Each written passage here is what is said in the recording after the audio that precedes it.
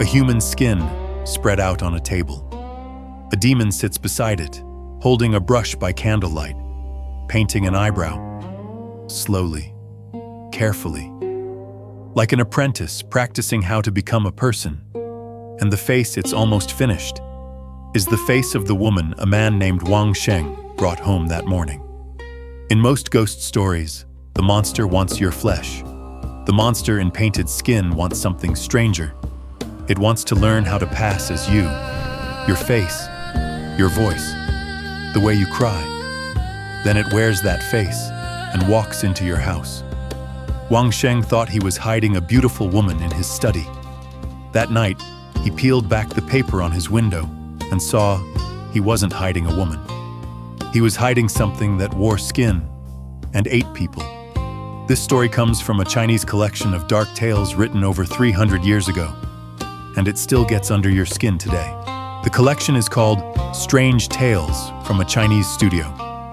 This story is called Painted Skin. Most people rate it as a tale about a man whose lust got him killed, but that's not what makes it dangerous. Wang Sheng was a scholar in a town in northern China. A house, a wife, a respectable face. His wife, Chen, had warned him more than once. Stop bringing trouble home. He never listened. To him, her warnings sounded like nagging, so he moved out of the bedroom they shared, said he needed quiet for his studies. But really, he had carved out a corner of his own house, a corner where his wife didn't exist. The ghost hadn't arrived yet, but the door was already open.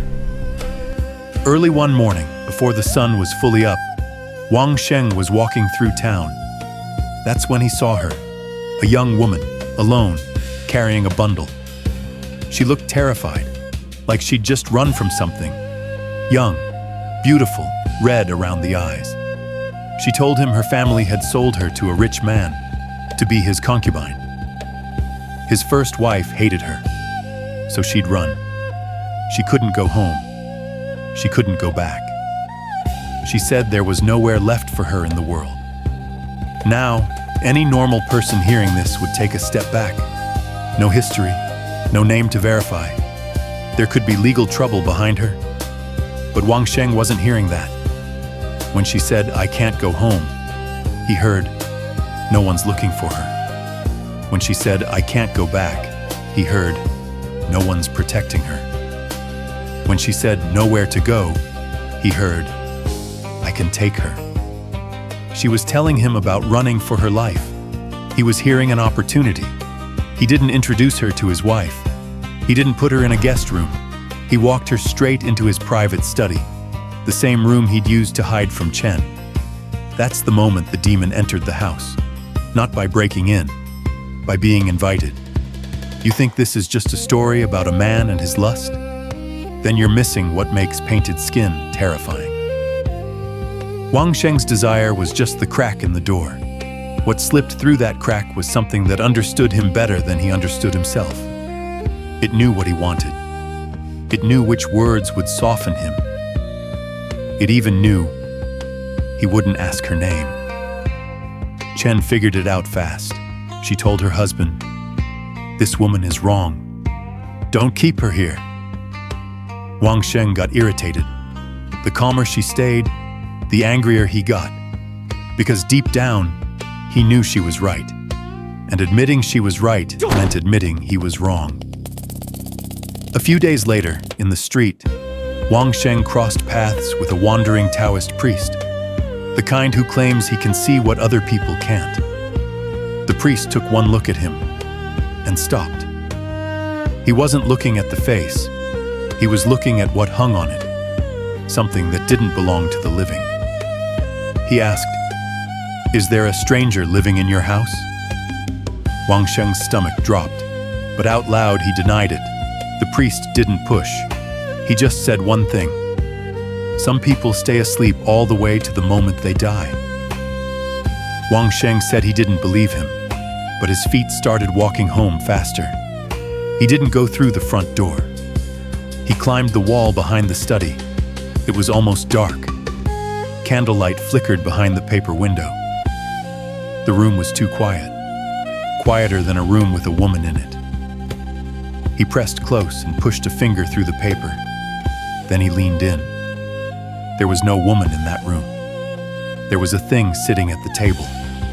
Green-faced, long teeth, yellow eyes. In front of it, on the table, lay a human skin. Thin, soft, like it had just been peeled off something still warm. One claw held the skin flat. The other held a brush. It dipped the brush and began to paint. First the eyebrows, one careful stroke, then another. Then the eyes, pressing the corners down to make them look sad. Look helpless. The way a woman looks when she needs to be saved. Then the lips. The skin began to come alive under its hands. Slowly it became the face of the woman Wang Sheng had brought home. The way she'd lowered her head, now showing up on the table. The red around her eyes being put back in, brush stroke by brush stroke. And Wang Sheng finally understood. He thought he'd found a beautiful woman. He'd found paint. He thought he'd heard someone begging for help. He'd heard bait. What he brought home wasn't a woman. It was something learning how to be one. He tried to step back. His body wouldn't move. The demon's head snapped up, like it had heard something. That half-finished face turned toward the window, half human, half demon. And in the candlelight, it smiled at him. Wang Sheng ran. He ran straight to the Taoist priest. This time he dropped to his knees. The priest didn't kill the demon. Not yet. He handed Wang Sheng a white horsehair whisk, something meant to keep evil away, and told him to hang it on the bedroom door. Wang Sheng held onto it like a rope thrown to a drowning man. He ran home, hung it up, got into bed, pulled the blankets up, didn't dare blow out the lamp. Chen was in the room with him. She watched her husband, the man who days ago thought she was a nag, shake under his own blanket. Late that night, footsteps, not fast, not slow, one step, another, another. The thing wasn't in a hurry. It knew he couldn't run. The footsteps stopped at the bedroom door. A pause. Then a hand reached up, pulled the whisk down, snapped it in half, dropped it on the floor. Wang Sheng thought it was a weapon. To this thing, it was string. The door burst open. The demon didn't look at Chen. It walked straight to Wang Sheng in the bed. A claw went into his chest and pulled his heart out. It looked like it took his heart. But that heart may have been empty for a long time. Wang Sheng's brother ran to find the priest that night. When the priest heard the whisk broken, the heart torn out, that's when he got angry. He came to the house. The thing was still nearby. The priest shouted. The painted skin dropped to the floor. The demon turned to black smoke and tried to flee. The priest uncapped a gourd. The smoke was sucked inside. He sealed it. Done. And here, most ghost stories would end. The monster is captured. The body on the bed has been answered for. The audience breathes out. But this story doesn't end here. It walks forward into the part nobody wants to look at. Because Wang Sheng is dead, and the debt he left behind, somebody still has to pay it. Crying, Chen asked the priest, "Can he be saved?" The priest said, "I can't save him. But there's a madman in the street, a beggar. He might. He'll humiliate you. He'll hit you. He'll make you do something terrible. If you want your husband back, you'll have to take it." And here is where the story really hurts. Because, does Wang Sheng deserve to be saved? He didn't listen. He hid a woman. He brought the demon into his house himself. He hid a monster under his own roof for days. And now his wife is the one paying the bill. He's dead. He can't pay it. So Chen does. She found the beggar in the street. She knelt.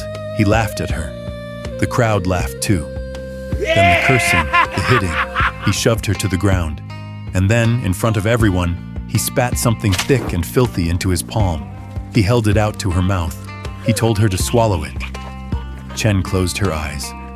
She swallowed. She walked home. Wang Sheng's body was still on the bed, his chest still open. She stood over him. Her stomach turned. She bent over him and forced it back out into the hollow in his chest. A heart. Warm, beating. The moment it dropped inside him, Wang Sheng gasped and came back to life.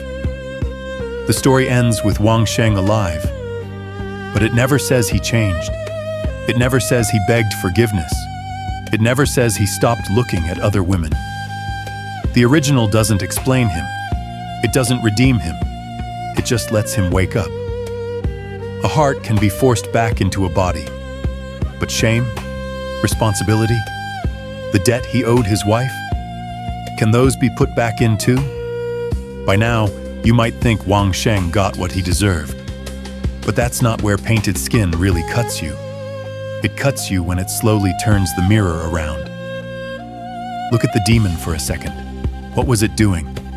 It was studying humans. Studying a face. Studying expressions.